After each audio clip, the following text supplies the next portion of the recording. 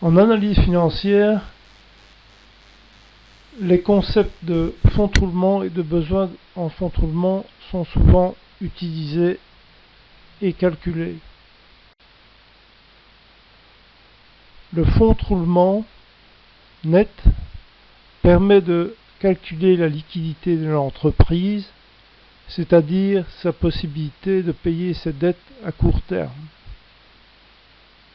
Il peut être calculé de deux manières.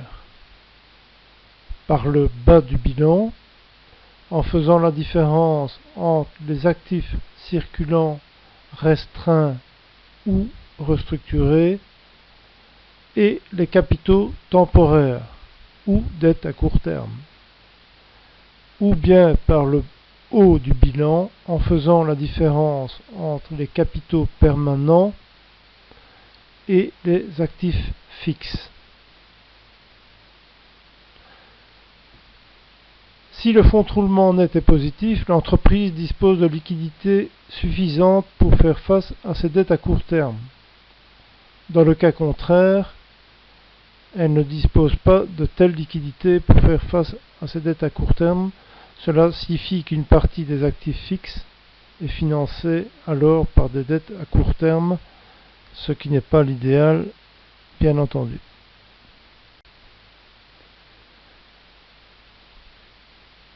Le besoin en fonds de roulement représente quant à lui les capitaux nécessaires hors trésorerie pour garantir la capacité d'une entité à répondre à ses besoins à court terme. Autrement dit, il exprime le besoin ou l'excédent de l'entreprise pour le financement de son exploitation. On peut le calculer de deux manières.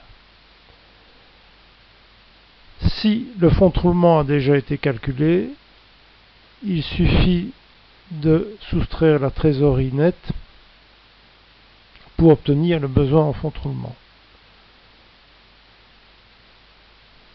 Autre manière de calculer le besoin en fonds de roulement consiste à le calculer en deux étapes et additionner le besoin en fonds de roulement d'exploitation avec le besoin en fonds de roulement hors exploitation. Si le besoin en fonds de roulement est positif, cela signifie qu'il n'y a pas l'équilibre entre les besoins et les ressources d'exploitation. Par conséquent, pour financer ses besoins d'exploitation, l'entreprise doit soit utiliser son excédent de ressources à long terme, c'est-à-dire son fonds de roulement, soit emprunter pour pouvoir financer son besoin en fonds de roulement.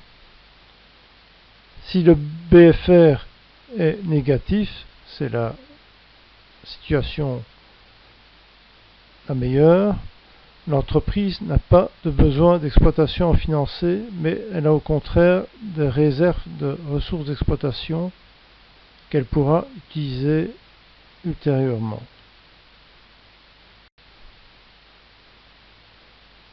Pour comprendre la nature positive ou négative d'un besoin en fonds de roulement, on décompose souvent le calcul en deux étapes, de la manière suivante. On commence par calculer le BFR d'exploitation. Cela consiste à additionner à l'actif les stocks et commandes en cours avec les créances commerciales et ensuite du total obtenu soustraire les dettes commerciales à 1 an ou plus.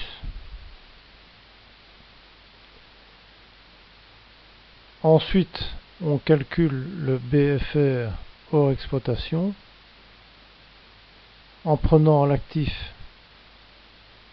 les autres créances à moins d'1 an,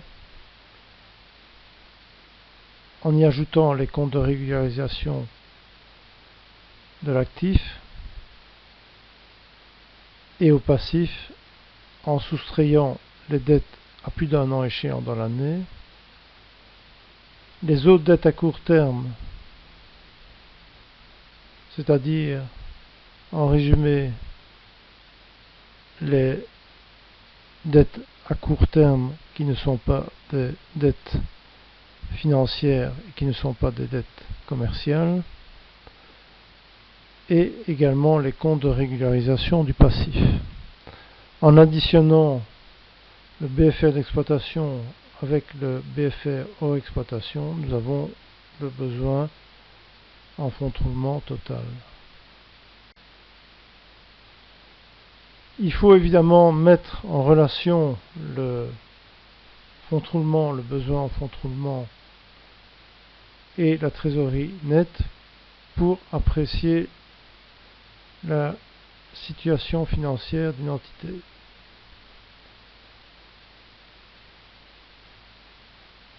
Schématiquement, nous voyons que lorsque le fonds de roulement net est supérieur au besoin en fonds de roulement, la trésorerie nette est positive. Si c'est l'inverse, si le besoin en fonds de roulement l'emporte sur le fonds de roulement net, la trésorerie nette est négative. Donc la trésorerie nette se calcule de deux manières. Soit en prenant le fonds de roulement duquel on va retirer le besoin en fonds de roulement, ou deuxième possibilité pour calculer la trésorerie nette, c'est de prendre à l'actif les placements de trésorerie et les valeurs disponibles, et du montant obtenu soustraire les dettes financières à court terme qui figurent au passif du bilan.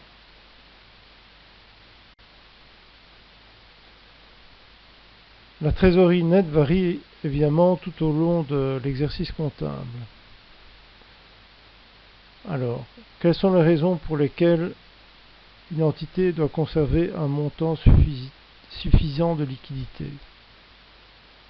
Elle peut être amenée à rembourser de manière anticipative un crédit. Elle peut être amenée à couvrir une charge découlant de la perte éventuelle d'un procès ou d'un litige.